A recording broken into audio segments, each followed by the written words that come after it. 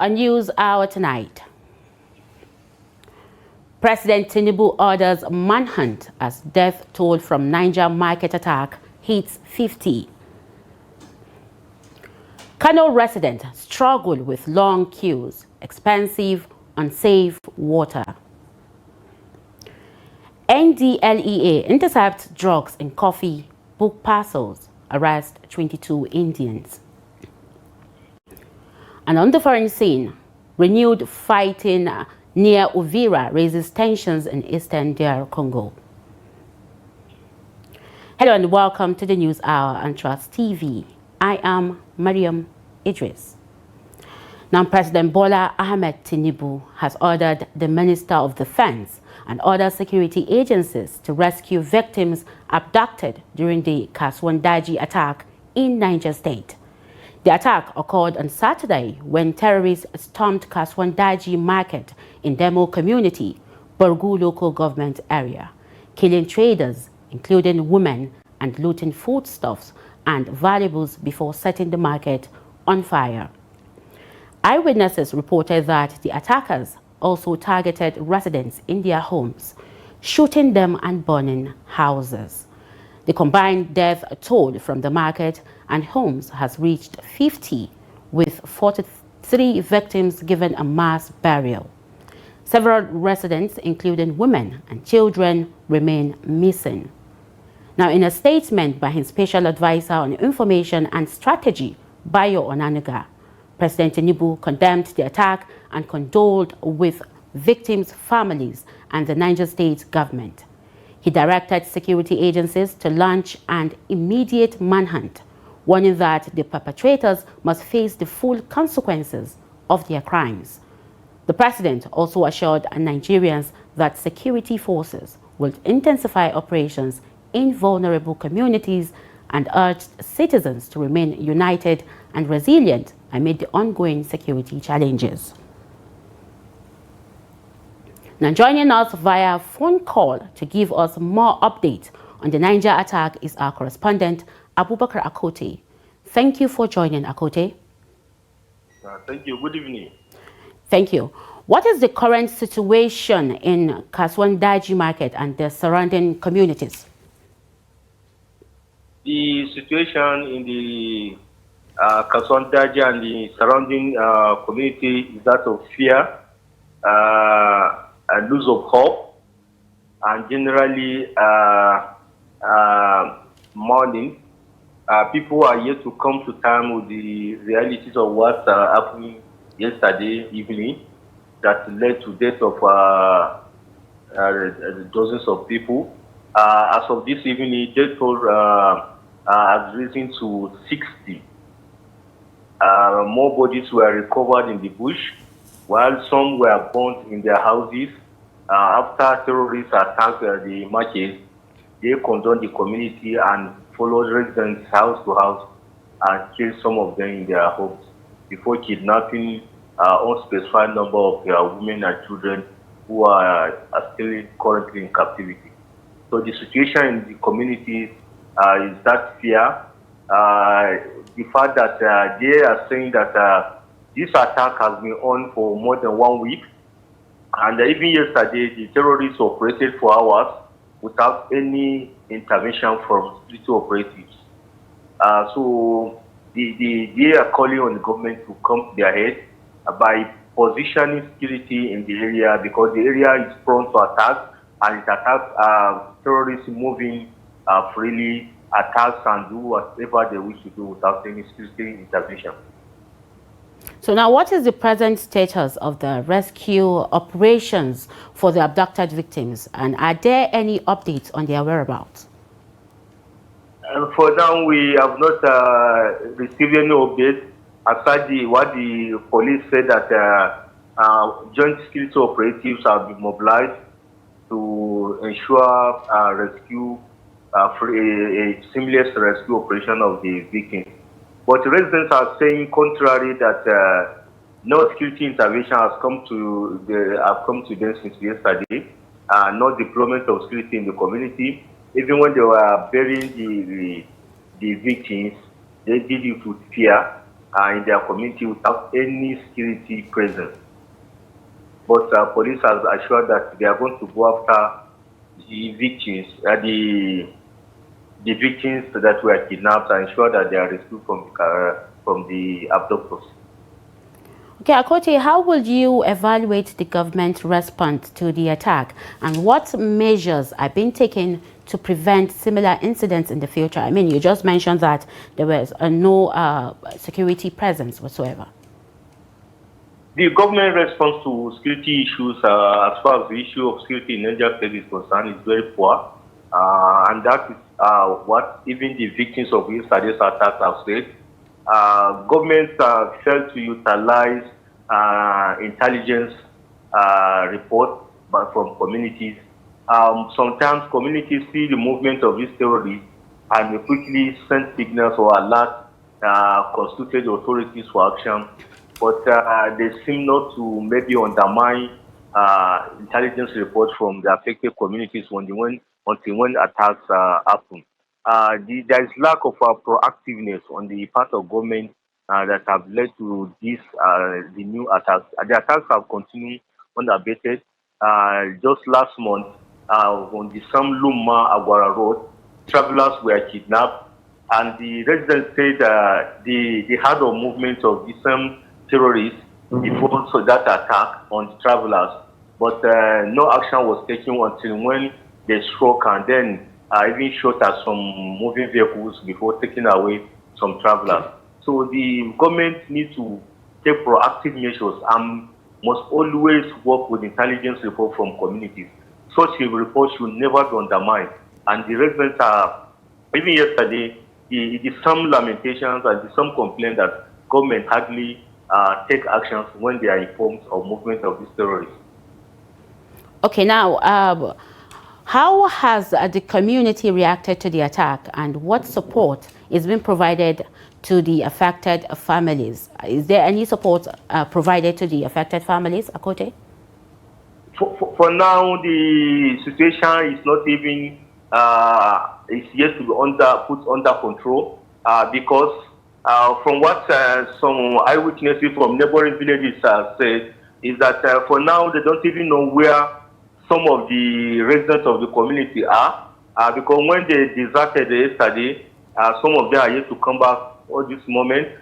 They assume that having recovered some dead bodies in the bush, some that have even died that have not been recovered because while they were burying 43, more bodies were being recovered because some people sustained bullet injuries before fleeing the market or their homes, and they have not been seen.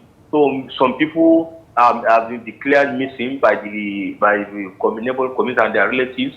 For now, they cannot even establish whether they were part of those kidnapped or they have died somewhere. Their bodies have not been recovered.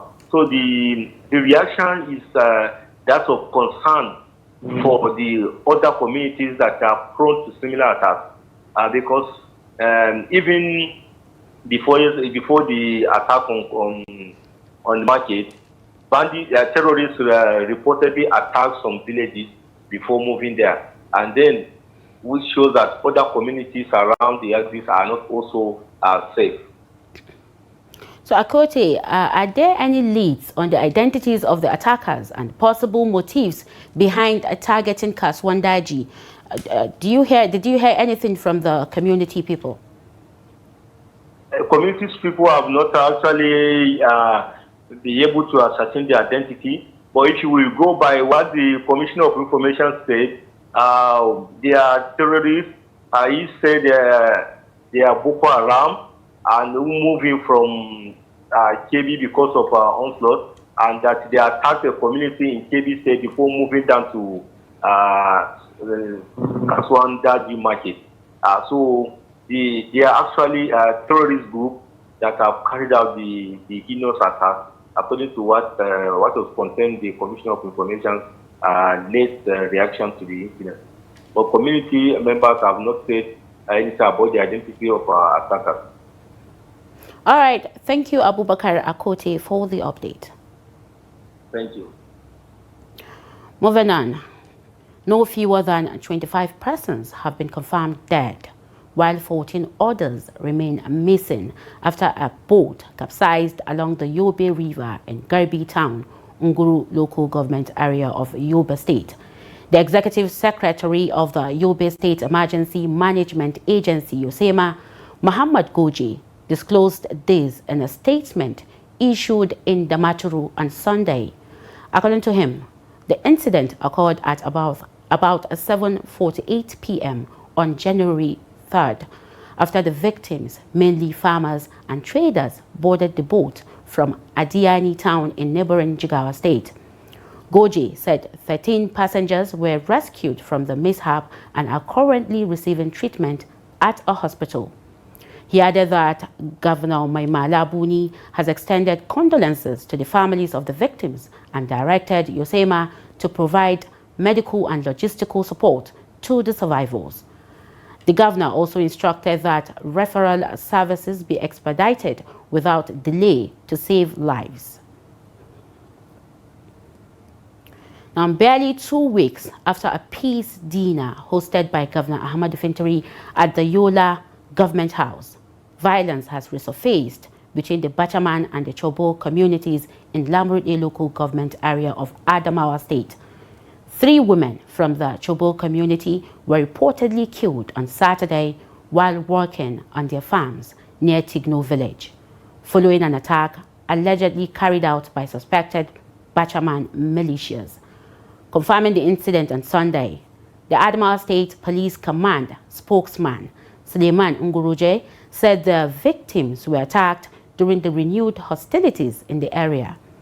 According to him, 2 suspects, William Joshua and Ezekiel Luka, both residents of Tigno, have been arrested and are currently assisting the police with investigations. Police also recovered 29 rounds of live ammunition, 1 AK-47 magazine, 90,000 naira cash, and other offensive weapons from the suspect.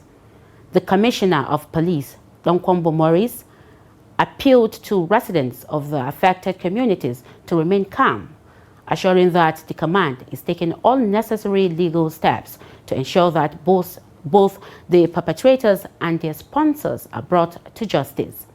The renewed violence is part of a lingering communal conflict that erupted last month, which has so far claimed over 18 lives, all reportedly women, raising fresh concerns over the safety of rural farmers and the fragility of peace efforts in the area. So joining us via phone call to discuss on the Lamurde story is Chief Agoso Bamaye, District Head of Gawana. Thank you for joining. Thank you for having me, and good evening. Good evening. So as a traditional title holder and indigene of this area, how disturbing is the renewed violence, especially coming barely 2 weeks after the governor's peace meeting? Well, violence is not a good thing, and it doesn't help any community. So yeah, it's very disturbing for us, those of us who are leaders of the people. The traditional leaders are the closest to the people, a lot closer than the local government officials and state government officials and federal government officials who are far off from the people in that order. So it's very disturbing, and we're not happy that it is happening. Like you mentioned there, the peace agreement was signed it was concluded on the 23rd of December, just 2 days to Christmas. The process leading to the signing of that peace agreement was long and difficult. The clash started actually in July, not last month. July last year, July 2025, and it went on. The tensions continued for a very long time. Conflict, violence re-erupted again in December. I think that's what you're referring to, and the government strengthened its mediation processes leading to the signing of the peace accord. Just a few weeks after signing the peace accord, we have this situation right now, and it's very disturbing for us. Yeah. Okay, what, in your view, are the real root causes of this recurring conflict between the Bachaman and Chobal communities, despite several peace efforts? Let me state here clearly that the Bachama and Chobo have lived peacefully for centuries. And so it wouldn't be right to say recurring. It would sound as if it's been there for years. There have been attacks recently. It's not the only attack that happened. The last one wasn't the only one that happened. Yeah, I know. The point I'm making is that this conflict is recent. It hasn't been very long, and we think that there's a lot of misinformation on both sides, and the Chobo people have been misinformed, because all the points they are putting out as reasons for this conflict are actually situations that only the government can handle, not the Bachama people and not the Bachama Traditional Council. So it's pointless fighting the Bachama people and the Bachama Traditional Council. We have always insisted that there are processes, legal processes, governmental processes for getting whatever it is that you want and addressing your grievances. Unfortunately, these processes are not being followed, and so you keep having this repeated cycle of conflict and difficulties. It's a manifestation of a problem that we see all across Nigeria right now. We have come to a situation where every tribe is trying to exert itself and show its independence. So tribal alliances, tribal working relationships that have been there for centuries are suddenly breaking down, and everybody is trying to exert itself. So we have situations of we want our chieftaincy, we want to be given our kingdom, we want a local government, we want this and we want that, and all these things are handled by the government, not any tribe or any traditional council. It's the government that can give a chieftaincy, it's the government that can change the name of a town, it's the government that can give a local government. And let me mention here, the process of creating local government is a very cumbersome process, and that is why since 1999, when the Constitution of Nigeria was reviewed, leading up to today, not a single local government has been created to add to the 774 local governments that we have in Nigeria. It's a very cumbersome process. It's not a process you can get through conflict and bloodshed. Unfortunately, those are the reasons that we keep hearing. All right, Chief Agoso, the report says the recent attack reportedly claimed the lives of 3 women working on their farms. So what does this say about the safety of rural farmers and women in these communities? Well, that's the report we have received also, but our investigation indicates that that particular land that they are talking about is a land that is under contention, and part of the peace agreement is that nobody will work on those lands until the issues pertaining to the lands have been settled. That is part of the peace agreement.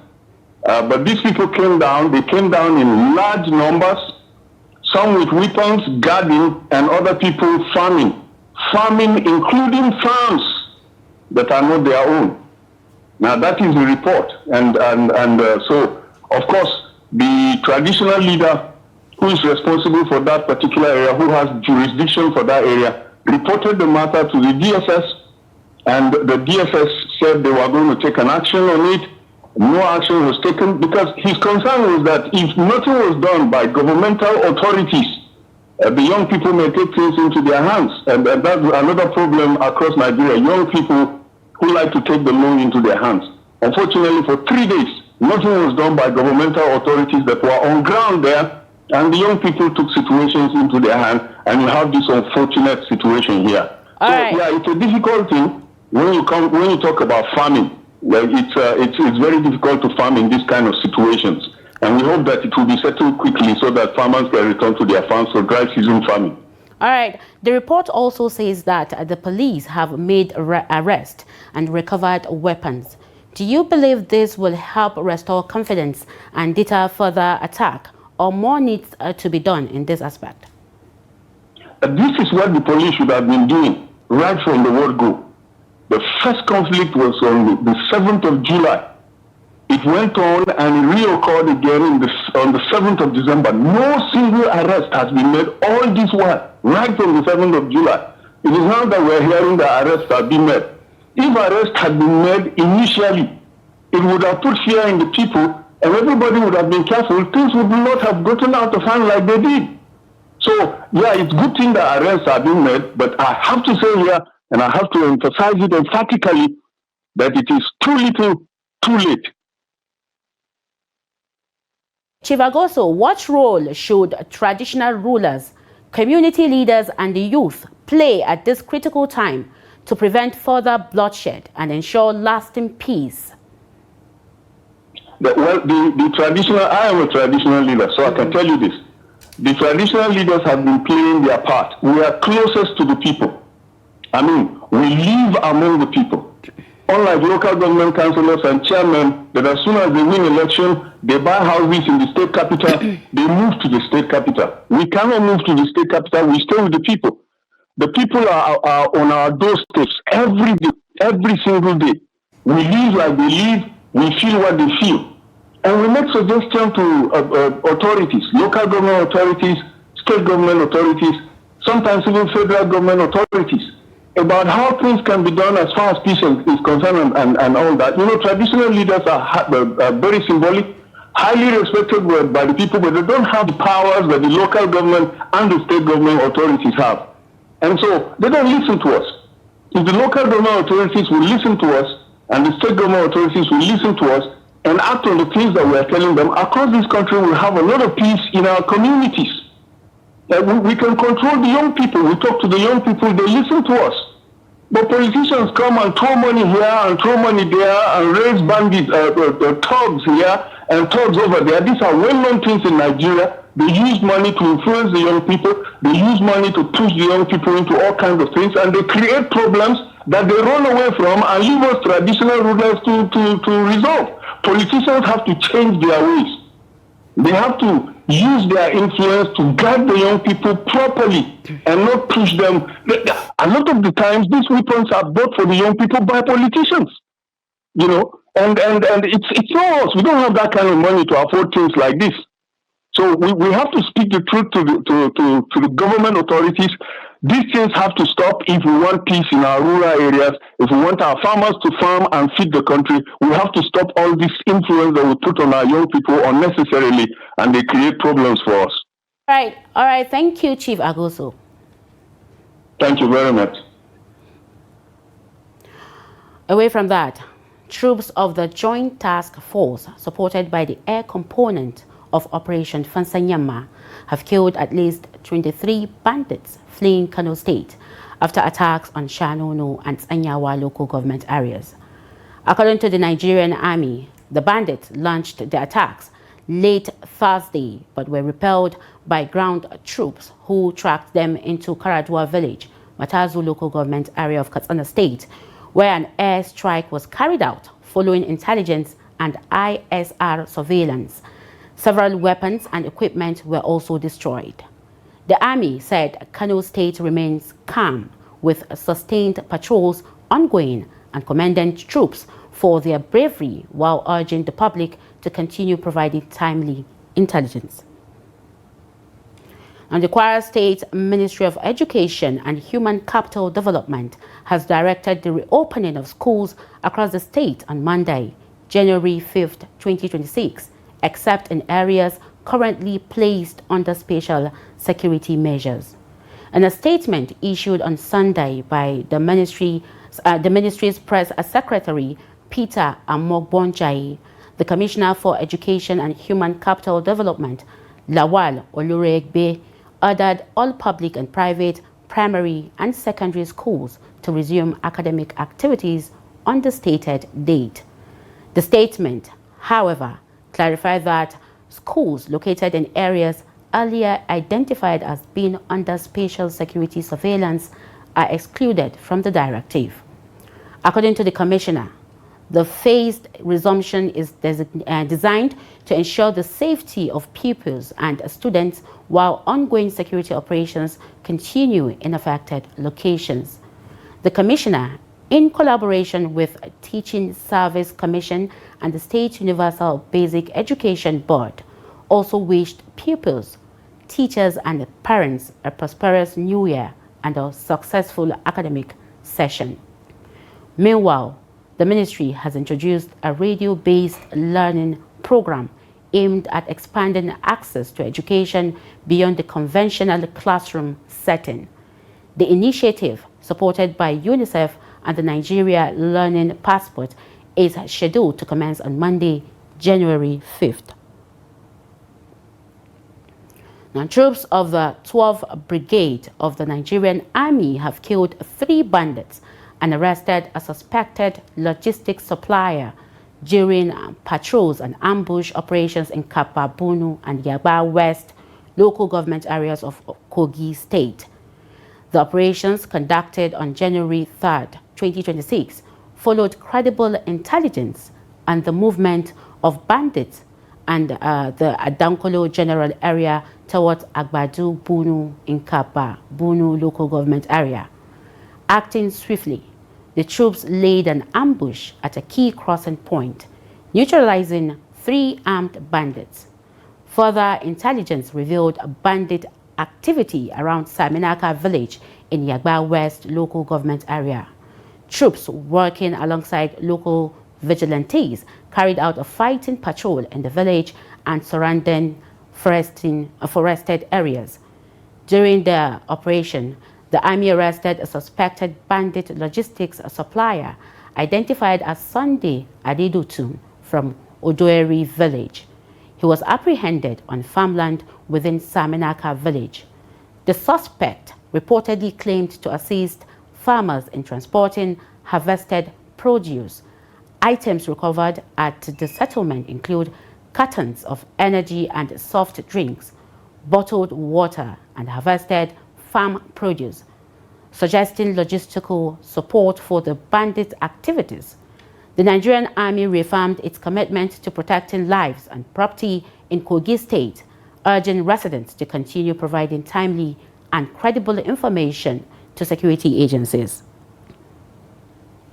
Now, suspected bandits have abducted a serving police officer attached to the police academy, Wudil, Kano State, along with 2 other men, and forced them to appeal publicly for ransom in a video circulating online. The victims were identified as Inspector Kabiru Bello Adamu, a serving officer at the police academy, Wudil, Mantari, and Musa Rabiu, also known as Danladi. All 3 are said to be from Tofa local government area of Kano State. Now, according to sources, the men were kidnapped while traveling from Rijia Zaki Motor Park in Kano to Kebbi State. In the video obtained, the abductees appeared visibly distressed as armed men threatened them and compelled them to plead with their families and the public for help to secure their release. In the footage, Inspector Kabiru Bello identified himself and explained in Hausa and under apparent duress how they were intercepted by the attackers. He appealed for mercy, invoking religious sentiments. Musa Rabiu also stated that they were en route to burning Kebbi when they encountered the bandits.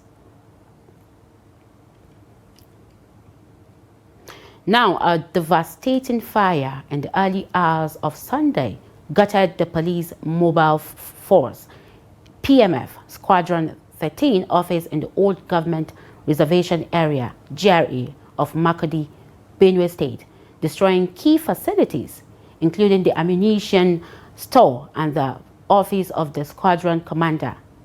The blaze reportedly started around 3 a.m. at the rear section of the building near the Makodi branch of the Central Bank of Nigeria, CBN, and rapidly spread through the facility. An eyewitness said the fire caused widespread panic, with repeated loud explosions from the armory, shaking nearby residences. The proximity of the ammunition dump made the situation particularly dangerous, preventing residents and passers-by from approaching the area, although the exact cause is yet to be confirmed. Speculations point to a possible power surge from the public electricity supply. Personnel from the Benue State Fire Service battled the inferno for hours before bringing it under control. By then, large portions of the building had been destroyed, and arms and operational materials were reportedly lost. The police public relations officer, DSP Udeme Edet, confirmed the incident. Authorities have launched an investigation to determine the cause of the fire. The destruction of the armory and critical operational materials has raised serious security concerns in the state. Now, the water crisis in Kano is intensifying once again, just a month after the rainy season. As the dry season sets in, residents across both urban and rural communities are forced to rely on water sources that are often far from hygienic. Now, authorities, however, say they are working to provide lasting solutions. Trust TV's Abdulaziz Ibrahim reports. With the dry season in full swing, long queues at water points have become a familiar sight. In Kano's metropolis and surrounding rural communities, access to water is dictated by availability and price. Vendors say the cost of a jerrycan ranges from 50 naira in rural areas to as high as 250 naira or more in the city. We sell at 50 naira per jerrycan here in Kano. We fetch the water from deep wells and deliver it to areas that don't have such wells. In Tahilawa village in Dawakinkudu local government area, residents rely heavily on open earth dams. Community leaders warn that maintaining hygiene is a constant challenge.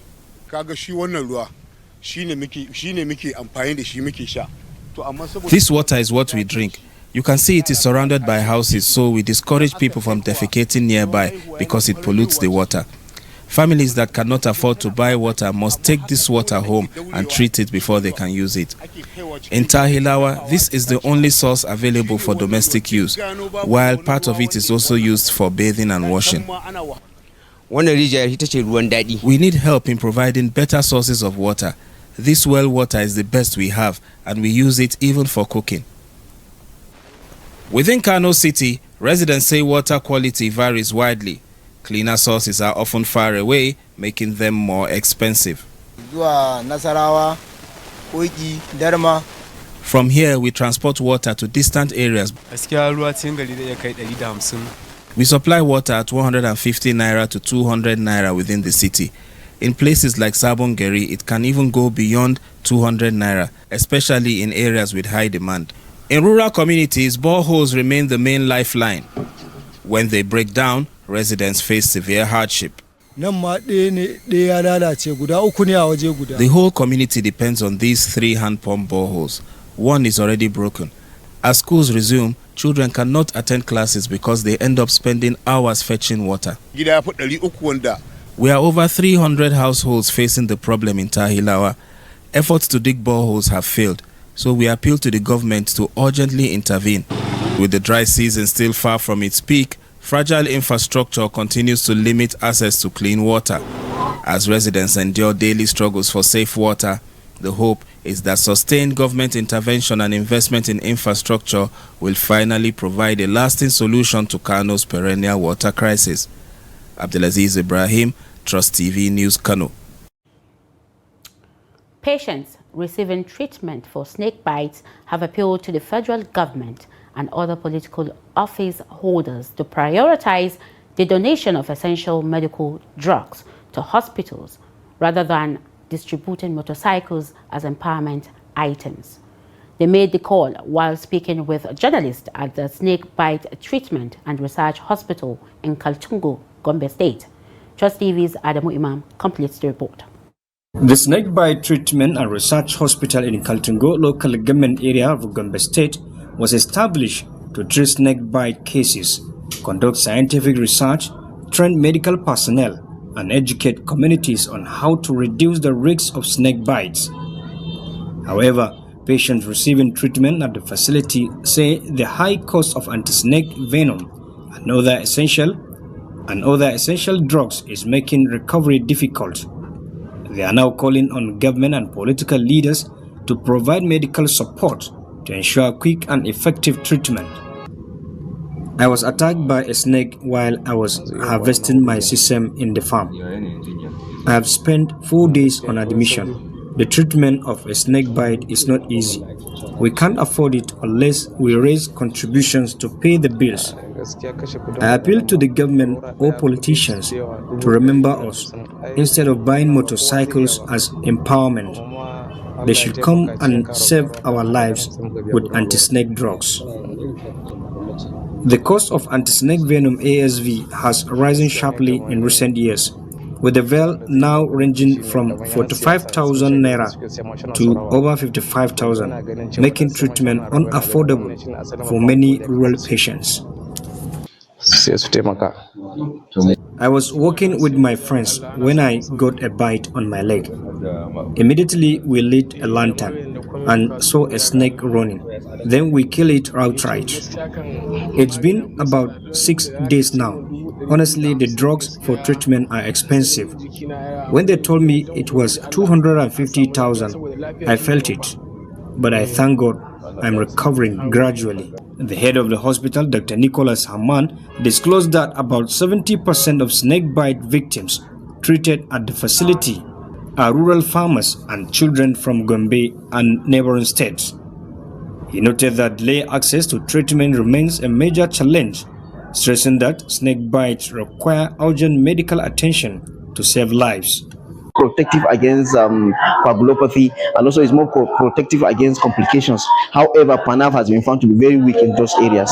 Another research that we're able to look at the snake bite among pediatrics, which is we analyzed 723 cases that we saw in 2024, and we found that majority of our bites, 60% of them occurs in the hand, rather than the conventional information that goes around that most of the snake bites occur on the lower limb, that's the foot. Also, a very interesting finding that we're able to find is that we discovered that patients that purchase anti-snake venom are more likely to die than those that got it free.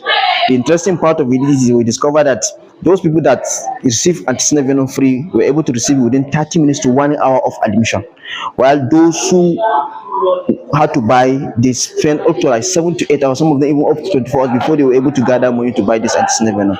Because before them to gather, of course, they are low socioeconomic class patients, from low socioeconomic class, farmers, headers, and all that. So they needed to do some level of contribution, lease their farms, sell part of their farmlands to be able to buy this anti-snake venom.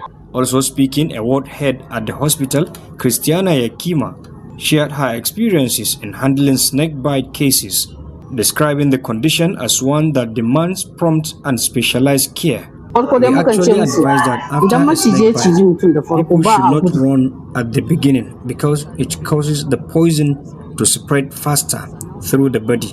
We also inform them not to tie the affected area with a rope as a first aid measures before reaching the hospital. It can have negative effects.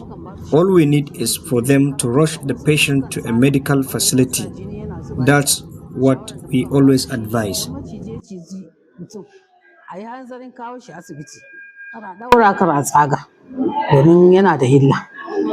Dr. Haman also appealed to non-governmental organizations and philanthropists to support the hospital by providing anti-snake venom and other essential drugs for free distribution to patients. He emphasized that timely intervention remains the key to saving lives, especially in rural communities where snake bites are most common. Adam Imam, Trust TV News, Kaltungo. This is the News Hour on Trust TV. Coming up after the break. NDLEA intercepts drugs in coffee, book parcels, arrests 22 Indians. More news when we return. Do stay with us. Welcome back. If you're just joining us, this is the News Hour on Trust TV. Now let's take a recap of our major stories again. President Tinubu orders a manhunt as death toll from Niger market attack hits 50. Kano residents struggle with long queues, expensive, unsafe water. Now moving on to more stories. The National Drug Law Enforcement Agency, NDLEA, has intercepted illicit drugs concealed in coffee sachets and book parcels and arrested 22 Indian crew members over a cocaine shipment at Apapa Port, Lagos. The agency said seizures made on December 24th and 29th, 2025 included ketamine, ecstasy, and tramadol bound for Zambia and the United Kingdom. On January 2nd, 2026, NDLEA arrested the crew of the vessel MV Aruna Hulia after 31.5 kilograms of cocaine were found hidden in the ship. In other operations, NDLEA arrested a 65-year-old drug kingpin, Fatima Ilori, in Ibadan, with 238.4 kg of a skunk, disrupted drug supply route to insurgents in Benue, and seized large quantities of skunk and tramadol in Lagos, Kwara, and Jigawa State. NDLEA Chairman Muhammad Buba Marwa, retired, commended the officers and urged sustained action under the War Against Drug Abuse (WADA) campaign. As unemployment and economic hardship continue to affect many Nigerians, skilled handwork is increasingly becoming a vital means of survival. In Dutse, the Jigawa state capital, Artisans says vocational skills have helped them sustain their families, but they are appealing to government for support through the provision of modern tools and equipment. Now, Trust TV's correspondent Ali Rabiu Ali reports. At a construction site in Dutse, the sounds of cutting, mixing, and fitting tiles tell a story of resilience. For many young men here, handwork is not just a skill, it is a means of survival. Umar Yakubu Ali says he ventured into tiling and painting shortly after completing secondary school in 2007. Despite starting with a modest allowance, he says determination and mentorship helped him master the trade. I decided to get some handwork the time I finished my secondary school, at least in 2007. I thank Almighty God. This time I benefit so many things with this handwork. So that's why I want to advise my friends. So don't believe if your father have money or some of part of your family, you have a richest man, so don't depend with you. Depend with yourself. However, while the trade provides a source of income, artisans say they face serious challenges, especially the rising cost of modern tools and machines. Sani Ibrahim believes vocational skills offer a practical solution to unemployment, urging young people to embrace handwork rather than wait endlessly for white-collar jobs. This work feeds my family. I have a wife and children. But our major challenge is the cost of tools. The little we earn cannot easily buy modern machines. Also speaking, Abdullahi Ibrahim, a well constructor with over 40 years of experience, says the trade has sustained him and his large family over the years. He identified the lack of modern equipment as the biggest challenge facing well diggers, noting that artisans often have to hire tools before executing jobs, which reduces their income. Abdullahi appealed to government and relevant agencies to empower local artisans with tools and other forms of support to enable them thrive and contribute meaningfully to community development. I have spent more than 40 years constructing wells. Through this work, I have 2 wives and many children. Our major challenge is the lack of tools. Most times, we have to hire equipment before working. The artisans are now calling on government and relevant agencies to support them with modern and affordable tools to boost productivity and expand their businesses. They believe that with adequate support, handwork can significantly reduce unemployment, improve livelihoods, and strengthen the local economy. From Jigawa, Ali Rabiu Ali, Trust TV News. And in Bayelsa State, residents of Yenagoa, the state capital, have shared their expectations from the federal government as the new year begins. According to them, 2025 has come and gone, and 2026 presents a fresh opportunity for renewed hope. They are calling on the federal government to review and amend existing policies, listen to cries of the masses, and urgently address economic hardship and rising insecurity across the country. The residents believe that a reduction in the price of a premium motor spirit, petrol, would significantly ease the burden on Nigerians, as it will lead to lower transportation costs and reduce prices of goods and services. Trust TV's Friday Epimopewe Peter reports. As a new year begins, many Nigerians are hopeful and prayerful for positive change. For Mrs. Alice Ayamairi Bodo and Deaconess Nengi Favor Udumange, their hopes for 2026 are rooted in divine intervention in the affairs of the nation. They prayed for God to touch the hearts of leaders at all levels to bring an end to the prolonged economic hardship and insecurity confronting the country. We have been suffering for 2024, 2025 till now. This is New Year, and we want the government to consider the masses and do whatsoever that will please and will give everybody happy life. The economic, the things that will make the masses to live well. We want the government to do all those things, especially the fuel. By the grace of God, when this fuel come down, maybe the meats, the rice, every foodstuff, gari, everything will come down. I expect that the federal government, God should touch them, that they should turn around and make things to be better for our country. Nigeria is one of the best and peaceful countries in years past, but today we are afraid of our own country, insecurity, hardship, and all the rest. So we pray that God should intervene, and as God intervenes, God should also touch the hearts of our leaders so that the insecurity situation in our country will be put to an end, the hardship in our country will be put to an end. Because Nigeria is a blessed country. It has everything it takes for everyone to live a comfort and a peaceful life. Adding his voice, the senior pastor of Faith Victory Church, Yenagoa branch, Pastor Moses Etume, expressed optimism that 2026 will be better than the previous years. However, he urged the federal government to live up to its responsibilities by implementing people-oriented policies. So my expectation is that only good things will happen to believers all over the world. The Bible says that the government shall be upon the shoulder of Jesus Christ. So as believers have been praying, this is a year, I believe, the year of answers. And the government will do the needful. You know, there are some times when government will be ignorant. The Bible says we should pray for them. Now that we have prayed for them, my expectation is that the government will do the needful. They have been bringing out reforms. And those reforms, we believe that if they initiate them, they will do good for us, for every believer. So I believe the government will do the needful this year.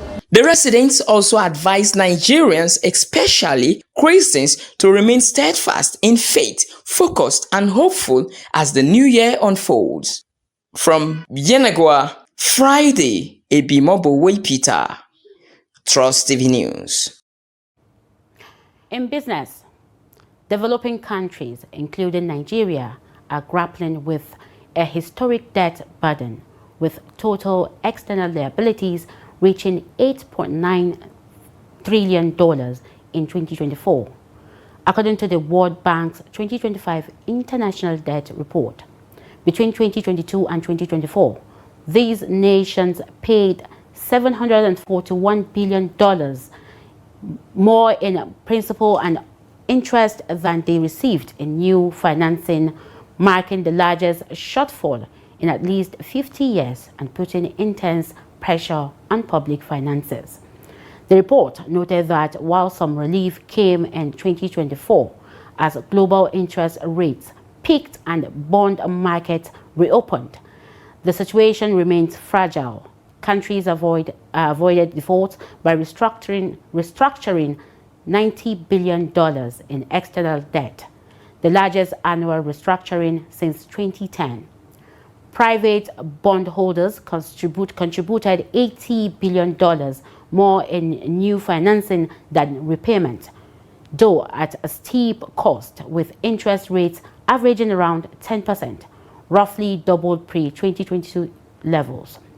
World Bank Group Chief Economist Indamit Gill warned global financial conditions might be improving, but developing countries should not deceive themselves.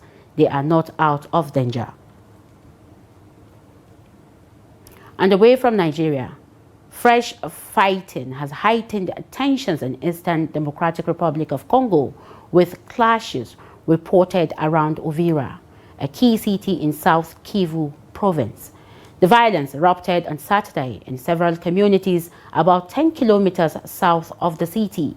The clashes involved Congolese government forces backed by local Wazalendo fighters and AFC M23 rebels allied with the Twirwaneho armed group. Multiple United Nations reports indicate that the rebel groups are supported by Rwanda, an allegation Kigali has repeatedly denied. Residents reported intense gunfire and explosions in Kigongo and surrounding areas, with the sounds of heavy weapons at times reaching residential neighborhoods within Uvira. Although activity continued in the city center, insecurity in nearby localities triggered fresh displacement, with families fleeing towards Uvira for safety. Many displaced persons are now taking shelter in churches and public buildings, where access to clean water, food, and basic services remain limited. Civil society organizations warn that the humanitarian situation is worsening as the number of displaced people continues to rise. Local civil society leaders have appealed to all parties to respect existing peace agreements and implement an immediate ceasefire, stressing the urgent need to protect civilians and enable displaced communities to return safely to their homes. Still on the foreign scene, China has called on the United States to immediately release Venezuelan President Nicolas Maduro and his wife, condemning their reported seizure as a violation of international law. And a statement from the Chinese Foreign Ministry, Beijing, expressed being gravely concerned over reports that U.S. authorities have forcibly removed Maduro and his spouse from Venezuela. China said the alleged action contravenes international law, established norms of international relations, and the principles of the United Nations Charter. The statement further urged Washington to ensure the safety of the Venezuelan leader and his wife and refrain from any measures that could destabilize Venezuela. This marks a significant diplomatic rebuke from China amid growing international scrutiny of U.S. interventions in Latin America. In sport, Nigeria will seek a record 18th African Cup of Nations quarterfinal appearance when they face Mozambique on Monday night round of 16 clash in Fez. The three-time champions boast the tournament's most medal and have failed to reach the last eight only 3 times in their history. The Super Eagles were dominant in the group stage, winning all 3 matches to earn coach Eric Chell top honors, but are wary of an upset after past experiences against third-placed teams. Mozambique, making their first ever knockout appearance, have shown resilience and could pose a threat. Nigeria are expected to welcome back key players including Victor Osimhen, Wilfred Ndidi, Alex Iwobi, and Ademola Lookman, as Chell insists that the team must switch fully to knockout mode to avoid complacency.